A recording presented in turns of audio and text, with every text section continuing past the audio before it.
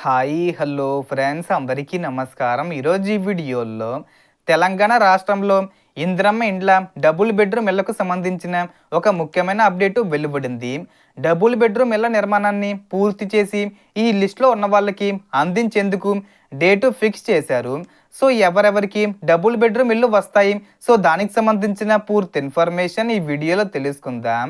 వీడియోని ఎక్కడా కూడా స్కిప్ చేయకండి ఫ్రెండ్స్, అండ్ వర్డ్ చూడండి. వీడియో స్టార్ట్ చేసే ముందు మీకు ఒక small request friends, TG government నుంచి పథకాలకు సంబంధించి ఏ చిన్న అప్డేట్ వచ్చినా మీరు మిస్ కాకుండా ఉండాలంటే వెంటనే మన ఛానల్ని సబ్స్క్రైబ్ చేసుకోండి. అండ్ సబ్స్క్రైబ్ చేసుకున్న వాళ్ళందరూ కూడా సబ్స్క్రైబ్ బటన్ పక్కన ఉన్న గంట సింబల్లో ఆల్ అని పెట్టుకోవడం మర్చిపోకండి ఫ్రెండ్స్. ఇలా పెట్టుకోవడం వల్ల నేను పెట్టే ప్రతి ఒక్క వీడియో మీరు నోటిఫికేషన్ రూపంలో పొందగలరు. అండ్ వీడియో మీకు నచ్చితే లైక్ చేయండి ఫ్రెండ్స్. సో ఏమాత్రం లేట్ చేయకుండా వీడియోలోకి వెళ్ళిపోద్దాం. సో అందుబాటులో ఉన్న సమాచారం ప్రకారం దసరా పండుగ సందర్భంగా అసంపూర్తిగా ఉన్న డబుల్ బెడ్రూమ్ ఇళ్లలో కొంత భాగాన్ని లబ్ధిదారులకు అందించే లక్ష్యంతో రాష్ట్ర ప్రభుత్వం చర్యలు చేపడుతుంది.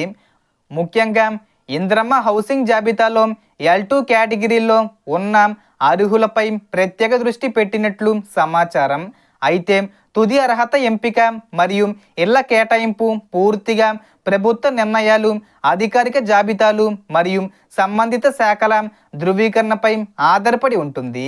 ఇప్పుడు మీ స్టేటస్ L1లో ఉందా, L2లో ఉందా లేదా L3లో ఉందా అనే విషయాన్ని ఎలా చెక్ చేసుకోవాలో తెలుసుకుందాం.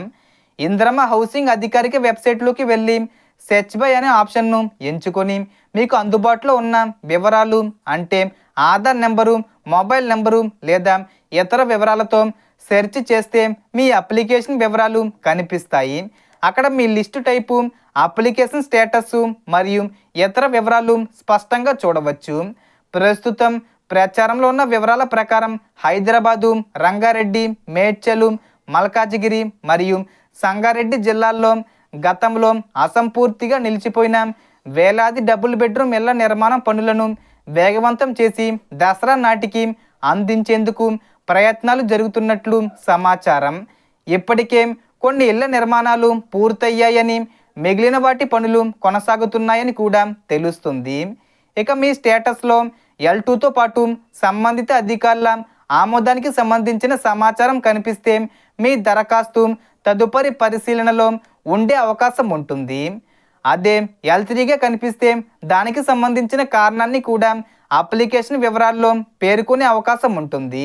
కాబట్టి ఎలాంటి అపోహలకు లోనవ్వకుండా అధికారిక వెబ్సైట్లో మీ వివరాలను ఒకసారి తప్పకుండా పరిశీలించండి. ప్రభుత్వం నుంచి అధికారిక ప్రకటనలు వెలువడిన వాటినే తుది సమాచారంగా పరిగణించండి. ఇప్పుడు మీ స్టేటస్ L1, L2 లేదా L3లో ఏది చూపిస్తుంది? అలాగే మీ జిల్లాల్లో డబుల్ బెడ్రూమ్ ఇళ్లపై ఏమైనా సమాచారం వచ్చిందా? తప్పకుండా కామెంట్ చేసి అందరికీ తెలియజేయండి. మీ కామెంటు మరొకరికి కూడా ఉపయోగపడే అవకాశం ఉంది. సో దీనికి సంబంధించి ఏ చిన్న ఇన్ఫర్మేషన్ వచ్చినా నేను వీడియో చేసి పోస్ట్ చేస్తాను. ఆ యొక్క అప్డేట్స్ మీరు మిస్ కాకుండా ఉండాలంటే వెంటనే మన ఛానల్ని సబ్స్క్రైబ్ చేసుకోండి. సో టోటల్ ఇన్ఫర్మేషన్ ఇది ఫ్రెండ్స్. మీకు ఈ వీడియో నచ్చితే లైక్ చేయండి, షేర్ చేయండి అండ్ సబ్స్క్రైబ్ చేసుకోండి. Thanks for watching.